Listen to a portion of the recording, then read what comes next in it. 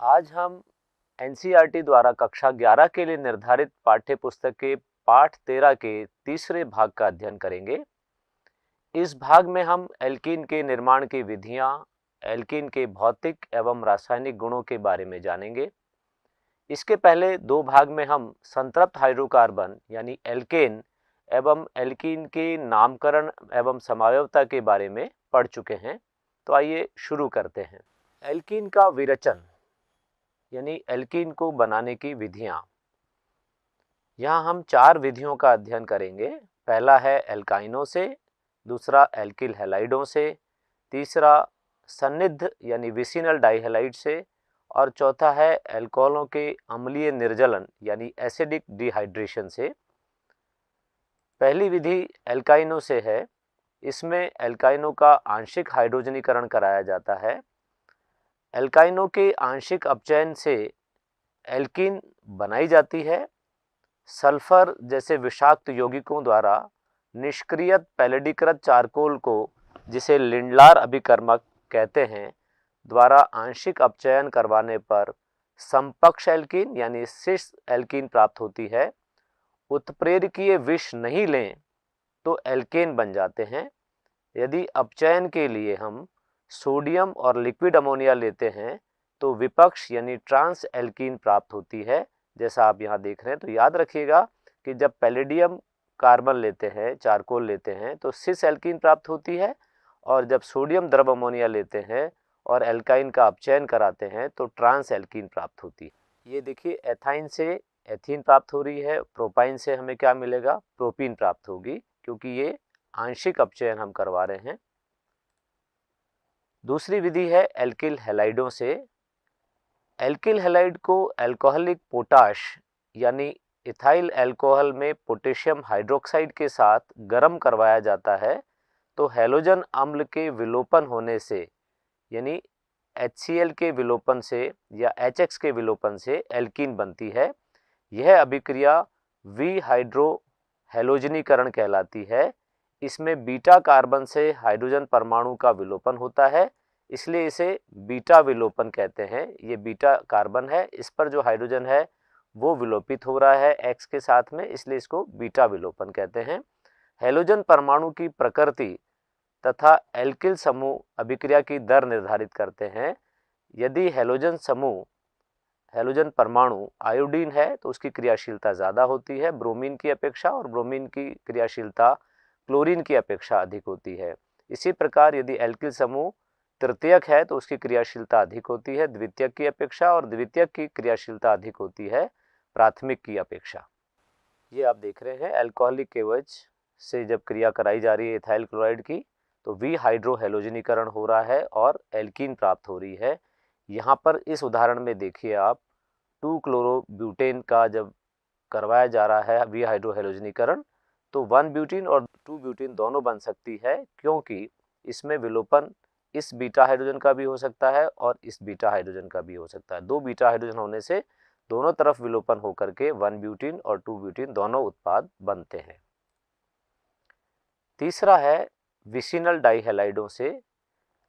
इसमें zinc halide का विलोपन होता है, इसलिए इसे विहैलोजनीकरण कहते हैं। यहाँ पर केवल हैलोजन का विलोपन होता है, जिंक के साथ चला जाता है हैलोजन, इसलिए इसको विहैलोजनीकरण कह रहे हैं।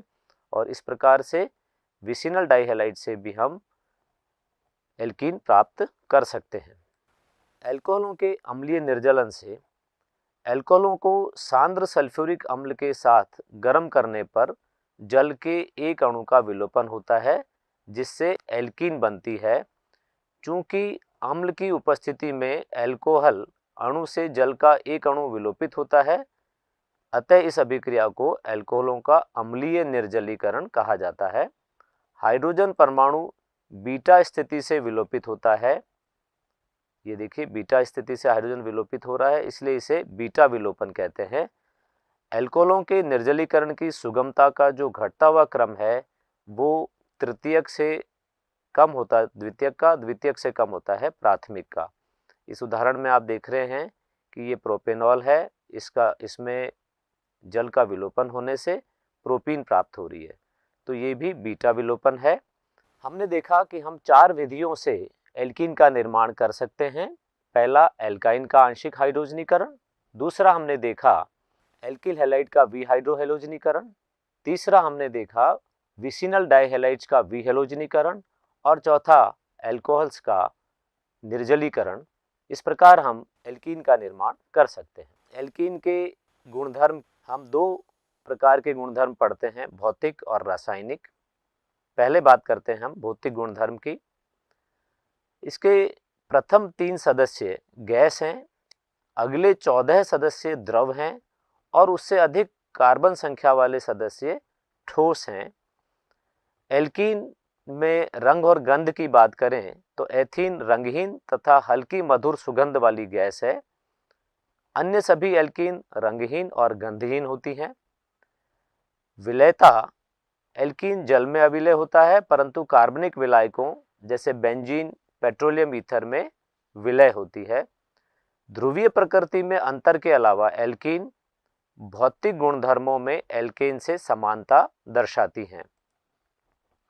क्वथनांक की बात करें, एल्कीनों के आकार में वृद्धि होने के साथ साथ इसके क्वथनांक में क्रमागत वृद्धि होती है, जिसमें प्रत्येक CH2 समूह बढ़ने पर क्वथनांक में 20 से 30 केल्विन तक की वृद्धि होती है। एल्केनों के समान ही सीधी श्रृंखला वाली एल्कीनों का क्वथनांक समावयवी साखित श्रृंखला वाले एल्कीनों की तुलना में उच्च होता है। यानी सीधी श्रृंखला वाले जो एल्कीन है उनका क्वथनांक ज़्यादा होता है बजाय साखित श्रृंखला वाले एल्कीनों के क्वथनांक से। रासायनिक गुणधर्म की बात करें तो एल्कीन ढीले बंधे पाई इलेक्ट्रॉनों के स्रोत होते हैं, इसलिए ये योगात्मक यानी एडिशन रिएक्शंस दर्शाते हैं, जिनमें इलेक्ट्रॉन स्नेही कार्बन कार्बन द्विबंध पर जुड़कर योगात्मक उत्पाद बनाते हैं। कुछ अभिकर्मकों के साथ क्रिया मुक्त मूलक क्रियाविधि द्वारा भी होती है। एल्कीन कुछ विशेष परिस्थितियों में मुक्त मूलक प्रतिस्थापन अभिक्रियाएं भी प्रदर्शित करती हैं। एल्कीन में ऑक्सीकरण तथा ओजोनी अपघटन अभिक्रियाएं प्रमुख हैं। इलेक्ट्रॉन स्नेही योगात्मक अभिक्रियाएं डाइहाइड्रोजन का योग, हेलोजन का योग, HX का योग यानी हाइड्रोजन हैलाइडों का योग, सल्फ्यूरिक अम्ल का योग, जल का योग, इसके अलावा ऑक्सीकरण, ओजोनी अपघटन और बहुलीकरण अभिक्रियाएं भी इनमें होती हैं। पहला डाइहाइड्रोजन का योग, एल्कीन सूक्ष्म पिसे हुए निकिल, पैलेडियम या प्लेटिनम की उपस्थिति में डाइहाइड्रोजन गैस के एक अणु के योग से एल्केन बनाती है। इस अभिक्रिया में आप देख रहे हैं हाइड्रोजन का योग हो रहा है। योग का मतलब है ये पाई बंध हट जाता है और इसके स्थान पर 2 सिग्मा बंध बन जाते हैं। एक ये बन गया जिससे हाइड्रोजन जुड़ गया और दूसरा हाइड्रोजन इस सिग्मा बंध के माध्यम से जुड़ गया। इस प्रकार आपको एल्केन प्राप्त होते हैं। एल्कीन से संयुक्त होकर हैलोजन जैसे ब्रोमीन या क्लोरीन विसिनल, जिनको हिंदी में सन्निध डाइहैलाइड कहते हैं, बनाते हैं। आयोडीन सामान्य परिस्थितियों में योगात्मक अभिक्रिया प्रदर्शित नहीं करती। ब्रोमीन द्रव का लाल नारंगी रंग असंतृप्त स्थान पर ब्रोमीन के जुड़ने के पश्चात लुप्त हो जाता है। इस अभिक्रिया का उपयोग असंतृप्तता के परीक्षण के लिए होता है। यानी ये जो ब्रोमीन है इसका जो रंग है लाल नारंगी, ये इस एल्कीन से क्रिया होने पर उड़ जाता है। तो ये इसका टेस्ट है कि ये एथीन जो है इसमें द्विबंध है और इसका रंग उड़ने के कारण ये इसका टेस्ट होता है। एल्कीन पर हैलोजन का योग इलेक्ट्रॉन स्नेही योगात्मक अभिक्रिया का उदाहरण है, जिसमें चक्रीय हेलोनियम आयन का निर्माण होता है, जिसे आप उच्च कक्षा में पढ़ेंगे। यहाँ क्रियाशीलता का घटता हुआ क्रम भी आपको याद रखना है कि फ्लोरीन सबसे ज़्यादा क्रियाशील होता है, क्लोरीन उससे कम, ब्रोमीन उससे कम और आयोडीन सबसे कम क्रियाशीलता दर्शाता है। तीसरा है हाइड्रोजन हैलाइडों यानी HX का योग। Hydrogen halide HI, HBr, HCl एल्कीनों से जुड़कर एल्किल हैलाइड बनाते हैं। ये एल्किल हैलाइड बनाते हैं और हाइड्रोजन हैलाइडों की क्रियाशीलता का घटता हुआ क्रम सबसे ज़्यादा क्रियाशील इनमें HI होता है, उससे कम क्रियाशील HBr और सबसे कम क्रियाशील HCl होता है। इस उदाहरण में आप देख रहे हैं एथीन पर जब HCl की क्रिया हो रही है तो एथिल क्लोराइड बन रहा है।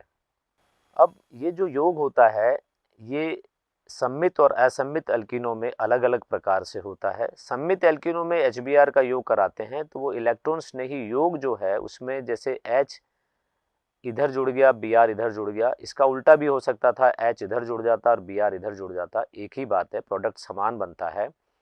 ये 2 ब्यूटीन है, ये भी सम्मित एल्कीन है, इस पर जब HBr का योग होता है तो H इधर जुड़ करके Br इस कार्बन पे जुड़ जाए या H इधर जुड़े और Br इस पे जुड़ जाए, प्रोडक्ट सेम होता है, उत्पाद सेम होता है। लेकिन जब असम्मित एल्कीनों में HBr का योग होता है तो वो मार्कोनिकॉफ के नियमानुसार होता है। इस नियम के अनुसार किसी असम्मित एल्कीन पर HX का योग कराने पर, याद रखिएगा, असम्मित एल्कीन पर HX का योग कराने पर X या अधिक ऋण विद्युतीय भाग उस कार्बन पर जाता है जहां पहले से ही कम संख्या में हाइड्रोजन परमाणु जुड़े हुए हों। ये प्रोपीन है, असम्मित एल्कीन है, HBr का योग कराते हैं तो H कहाँ जा सकता है, H इधर जा सकता है और Br इस दूसरे कार्बन पर जुड़ सकता है तो 2 ब्रोमोप्रोपेन बनता है। और इसका उल्टा अगर हो, H यहाँ जुड़े और Br इस कार्बन पर जुड़े तो ये बनेगा 1 ब्रोमोप्रोपेन। तो मार्कोनिकॉफ के नियम के अनुसार ये योग होता है कि ये जो ऋण विद्युतीय भाग है Br वो वहाँ जुड़ता है जहाँ पहले से कम हाइड्रोजन हो, तो ये 2 ब्रोमोप्रोपेन मार्कोनिकॉफ उत्पाद है। अब इसकी क्रियाविधि देखते हैं। ये प्रोपीन है, इसकी HBr से रिएक्शन हो रही है तो पहले इलेक्ट्रॉन स्नेही के रूप में H+ इस अभिक्रिया में आक्रमण करता है और जो इलेक्ट्रोमेरिक प्रभाव है, आप जानते हैं इलेक्ट्रोमेरिक प्रभाव एक अस्थायी प्रभाव है जो क्रिया के समय होता है और पाई बंध के इलेक्ट्रॉन्स किसी एक कार्बन की तरफ विस्थापित होते हैं। तो ये इस तरफ दिखाया गया है, इस तरफ दिखाने से ये H+ कहाँ जुड़ेगा, H+ यहाँ जुड़ेगा क्योंकि इलेक्ट्रॉन्स यहाँ ज़्यादा हो जाएंगे इस कार्बन पर, तो ये बनेगा CH3 हो गया और इस CH पर प्लस आवेश आ गया, धन आवेश आ गया और ये CH3 है ही और Br- इसमें साथ में रहता है। तो ये जो बना ये द्वितीयक कार्ब धनायन है।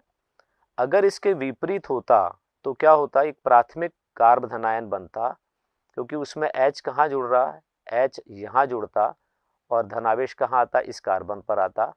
यहाँ याद रखिएगा कि जो द्वितीयक कार्ब धनायन है वो प्राथमिक की अपेक्षा अधिक स्थायी होता है, इसलिए इलेक्ट्रोमेरिक प्रभाव इस दिशा में काम करने के कारण द्वितीयक कार्ब धनायन बनता है, प्राथमिक कार्ब धनायन नहीं बनता।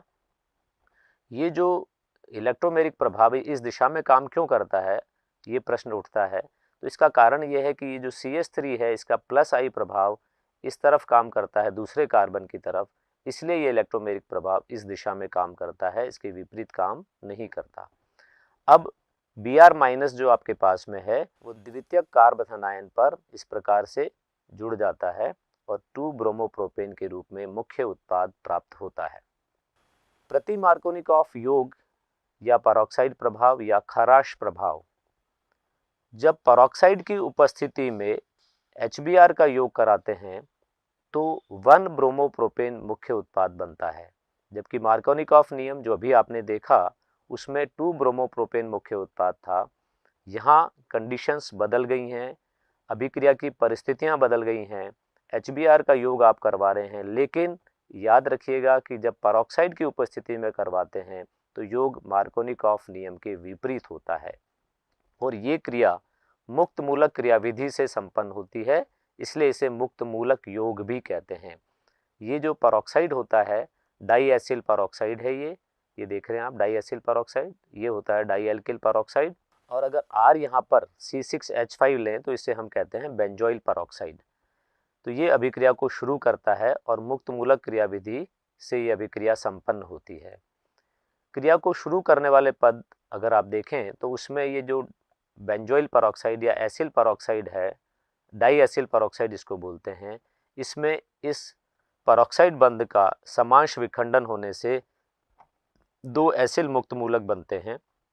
इस एसिल मुक्त मूलक में फिर इस R और कार्बन के बीच के बंध का समांश विखंडन होता है और एल्किल मुक्त मूलक बनता है और कार्बन डाइऑक्साइड निकलती है। ये एल्किल मुक्त मूलक जो बना ये HBr से अभिक्रिया करके यानी HBr के बीच के बंध को समांश विखंडित करके Br मुक्त मूलक जनरेट करता है बनाता है। तो इस प्रकार ये क्रिया को शुरू करने वाले 3 पद हैं। पहले में एसिल मुक्त मूलक बना, दूसरे में एल्किल मुक्त मूलक बना और तीसरे पद में एल्किल मुक्त मूलक HBr से क्रिया करके Br मुक्त मूलक बनाता है।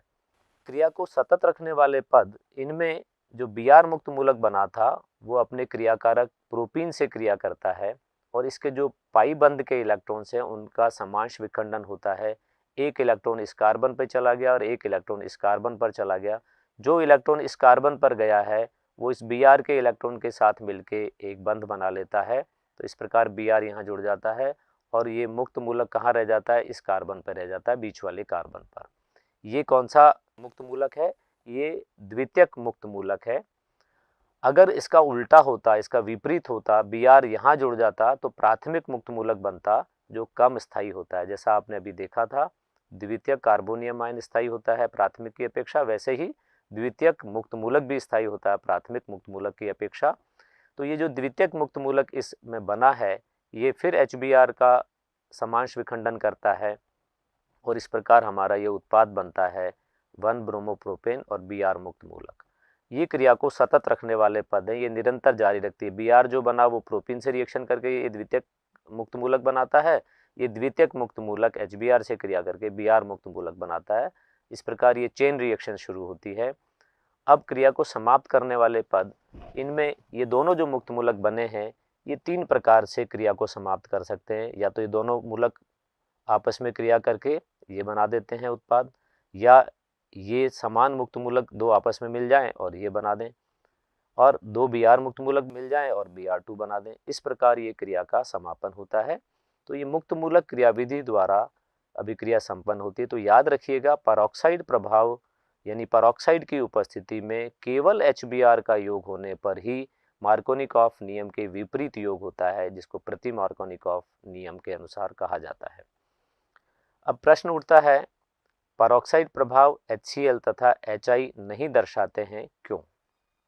आपने बात की अभी कि केवल HBr ही परऑक्साइड प्रभाव दर्शाता है, तो ऐसा क्यों है?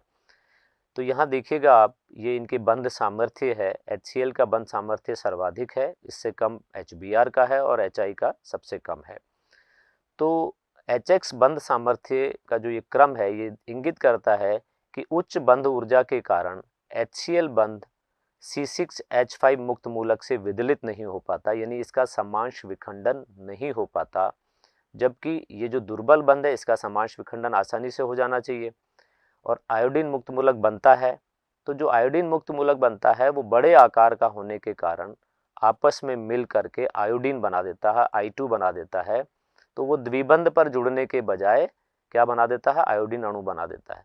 तो द्विबंध पर जुड़ने के लिए HBr बंध की जो ऊर्जा है, बंध सामर्थ्य है, वो इतना है कि वो बंध ऊर्जा आसानी से मिल जाती है और जो Br मुक्त मूलक बनता है वो क्या बनाता है, एल्कीन पर जुड़ करके प्रति मार्कोनिकॉफ यानी एंटी मार्कोनिकॉफ प्रोडक्ट बनाता है।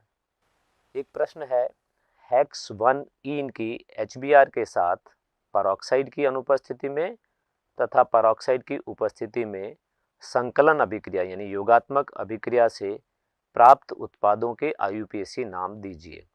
आपने ये रिएक्शन अभी देखी है, आपने देखा कि HBr का योग 2 तरीके से हो सकता है, परऑक्साइड की अनुपस्थिति में और परऑक्साइड की उपस्थिति में। यदि परऑक्साइड की अनुपस्थिति है तो मार्कोनिकॉफ नियम के अनुसार योग होगा और परऑक्साइड की उपस्थिति है तो एंटी मार्कोनिकॉफ नियम के अनुसार योग होगा। तो परऑक्साइड जब नहीं है तो योग हो रहा है मार्कोनिकॉफ नियम के अनुसार, यानी Br वहाँ जुड़ रहा है जहाँ पहले से कम हाइड्रोजन है, तो 2 ब्रोमोहेक्सेन बनता है, ये इसका IUPAC नाम देख रहे हैं आप। और परऑक्साइड यदि उपस्थित है तो योग मार्कोनिकॉफ नियम के विपरीत होता है और Br कहाँ जुड़ रहा है, जहाँ पहले से ज़्यादा संख्या में हाइड्रोजन है, यानी 1 ब्रोमोहेक्सेन बनता है। तो इस प्रकार आप समझ सकते हैं कि मार्कोनिकॉफ नियम के अनुसार योग और एंटी मार्कोनिकॉफ नियम के अनुसार योग किस प्रकार होता है। एल्कीनों की ठंडे सांद्र सल्फ्यूरिक अम्ल से क्रिया मार्कोनिकॉफ नियम के अनुसार होती है तथा इलेक्ट्रॉन स्नेही योगात्मक अभिक्रिया द्वारा एल्किल हाइड्रोजन सल्फेट बनते हैं। सल्फ्यूरिक अम्ल का योग हो रहा है, देखिए H यहाँ पर इधर जुड़ गया है और इस CH2 से बाकी बचा हुआ भाग जुड़ गया OSO3H, तो ये होता है एथिल हाइड्रोजन सल्फेट। प्रोपीन पर योग हो रहा है तो मार्कोनिकॉफ नियम के अनुसार योग होगा, जैसा भी आपको बताया है। तो H कहाँ जुड़ेगा, ये CH2 पे जुड़ेगा तो CH3 हो जाएगा, और OSO2OH कहाँ जुड़ेगा, इस कार्बन पर जुड़ेगा। तो इस प्रकार प्रोपिल हाइड्रोजन सल्फेट उत्पाद बनता है। एल्कीन सांद्र सल्फ्यूरिक अम्ल की कुछ बूंदों की उपस्थिति में जल के साथ मार्कोनिकॉफ नियमानुसार अभिक्रिया करके अल्कोहल बनाते हैं। तो इसमें H2O का योग हो रहा है, H कहाँ जुड़ रहा है, इस कार्बन पर जुड़ रहा है, और OH कहाँ जुड़ रहा है, इस कार्बन पर जुड़ रहा है। तो इस प्रकार 2 मैथिल प्रोपीन पर जब H2O का योग होता है और अम्ल की कुछ बूंदें हैं, सांद्र सल्फ्यूरिक अम्ल की कुछ बूंदों की उपस्थिति में अभिक्रिया हो रही है, तो क्या बन रहा है, 2 मैथिल प्रोपेन 2 ऑल। तो इस प्रकार हम देख रहे हैं कि जल का योग होने से या जल का योग भी मार्कोनिकॉफ नियम के अनुसार होता है। तो हमने देखा एल्कीन योगात्मक अभिक्रियाएं दर्शाते हैं, इलेक्ट्रॉन स्नेही योगात्मक अभिक्रियाएं दर्शाती है एल्कीन। H2 का योग, X2 का योग, HX का योग, H2SO4 का योग और जल का योग, ये 5 अभिक्रियाएं आपने देखी। अब हम बात करेंगे ऑक्सीकरण और ओजोनी अपघटन की। एल्कीन ठंडे तनु जलीय पोटेशियम परमैंगनेट विलयन, जिसको बेयर अभिकर्मक कहते हैं, के साथ अभिक्रिया करके विसिनल ग्लाइकोल बनाती है। पोटेशियम परमैंगनेट विलयन का विरंजीकरण यानी उसका रंगहीन हो जाना असंतृप्तता का परीक्षण है। तो यहाँ पर ये जो तनु के MnO4 है, इसका 1% सॉल्यूशन बेयर अभिकर्मक कहलाता है, और इसकी जब अभिक्रिया एल्कीन से कराते हैं तो इस विलयन का यानी बेयर अभिकर्मक का रंग उड़ जाता है। उसका रंगहीन हो जाना यह इंगित करता है कि अभिक्रिया किसी असंतृप्त यौगिक यानी एल्कीन से हो रही है। तो इसमें ग्लाइकोल बनते हैं। प्रोपीन से रिएक्शन होती है तो प्रोपेन 1,2 डायोल बनता है। अम्लीय पोटेशियम परमैंगनेट या पोटेशियम डाइक्रोमेट, वो भी अम्लीय होता है, की क्रिया जब एल्कीन से करवाई जाती है तो वो कीटोन या अम्ल में ऑक्सीकृत कर देता है एल्कीन को। उत्पाद की जो प्रकृति होती है वो एल्कीन की प्रकृति तथा प्रायोगिक परिस्थितियों पर निर्भर करती है। यहाँ देखिए 2 मैथिल प्रोपीन है, इस कार्बन जो द्विबंध से बंधित है इस पर 2 CH3 जुड़े हुए हैं, तो उत्पाद क्या बन रहा है यहाँ पर, प्रोपेनॉन यानी कीटोन। अगर एक हाइड्रोजन उपलब्ध है द्विबंध से बंधित कार्बन पर तो वो अम्ल में बदलेगा, लेकिन यहाँ पर कार्बन डाइऑक्साइड और जल बनता है, क्योंकि फार्मिक एसिड कार्बन डाइऑक्साइड जल में टूट जाता है। ब्यूट-2-इन में देखें आप, जब इसकी क्रिया अम्लीय पोटेशियम डाइक्रोमेट से या पोटेशियम परमैंगनेट से कराई जाती है तो एथेनोइक अम्ल बनता है, क्योंकि यहाँ पर हाइड्रोजन है, द्विबंध से जुड़े हुए कार्बन के पास में एक हाइड्रोजन इसके पास है और एक हाइड्रोजन इसके पास है, इसलिए क्या बनता है, कार्बोक्सिलिक अम्ल बनता है। इस अभिक्रिया के द्वारा, इस सामान्य अभिक्रिया के द्वारा आप इसको समझ सकते हैं कि इस कार्बन के पास में एक हाइड्रोजन है तो क्या बनेगा, एक अणु कार्बोक्सिलिक अम्ल का बनेगा, और इस कार्बन के पास में दोनों एल्किल समूह जुड़े हुए हैं, इसलिए जब अम्लीय पोटेशियम परमैंगनेट या अम्लीय पोटेशियम डाइक्रोमेट से क्रिया होगी तो ये वाला भाग कीटोन में परिवर्तित होगा। ये देखिए आप, कीटोन बनाता है। ओजोनी अपघटन में एल्कीन ओजोन का योग कर ओजोनाइड बनाते हैं, यानी जब ओजोन का योग होता है तो ओजोनाइड बनता है, ये ओजोनाइड बना, और जिंक और जल के अणु के साथ ओजोनाइड छोटे अणुओं में टूट जाता है। यह अभिक्रिया एल्कीन तथा अन्य असंतृप्त यौगिकों में डबल बॉन्ड की स्थिति निश्चित करने के लिए उपयोग में ली जाती है। देखिए यहाँ पर ये अक्रिय विलायक है, कम ताप है, ओजोन से रिएक्शन हो रही है किसी एल्कीन की, तो ओजोनाइड बन रहा है।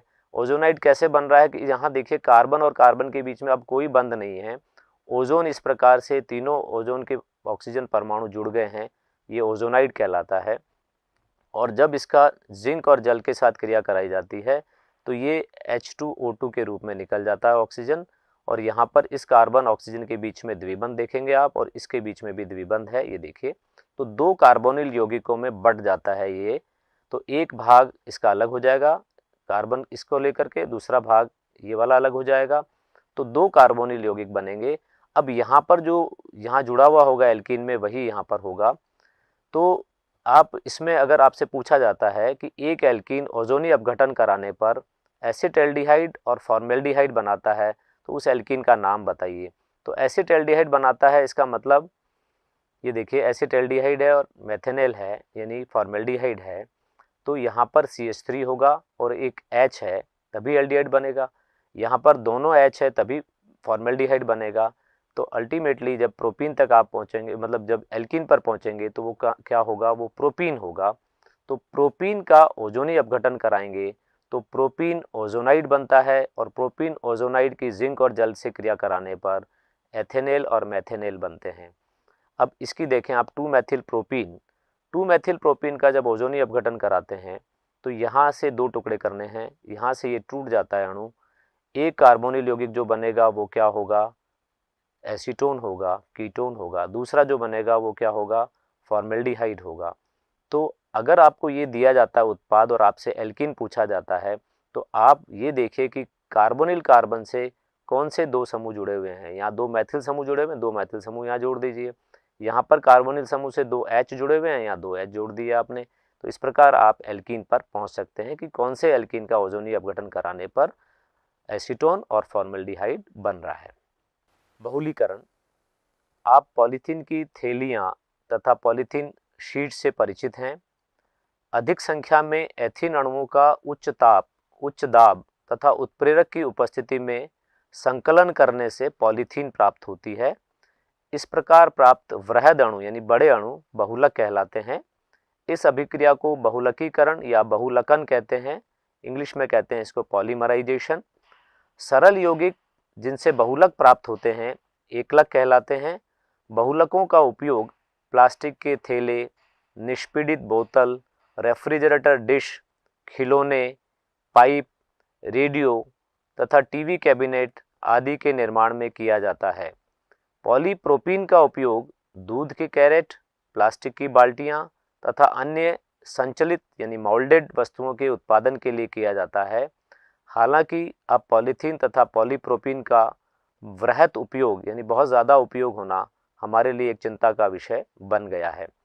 ये देखिए इस प्रकार से ये जो एथिलीन के अणु हैं, एन अणु मिलकर के आपस में जुड़ करके पॉलीथीन बनाते हैं और अन्य एल्कीन जैसे ये प्रोपीन है, ये भी इसके एन अणु उच्च ताप, दाब, उत्प्रेरक की उपस्थिति में पॉलीप्रोपीन बनाते हैं। ये बहुत उपयोगी उत्पाद हैं लेकिन अब हमारे लिए चिंता का विषय बन गया है। आज हमने पढ़ा एल्कीन के विरेचन की विधियाँ, एल्कीन के भौतिक गुण, एल्कीन के रासायनिक गुण। अब अगले भाग में हम एल्काइन के बारे में पढ़ेंगे। तब तक के लिए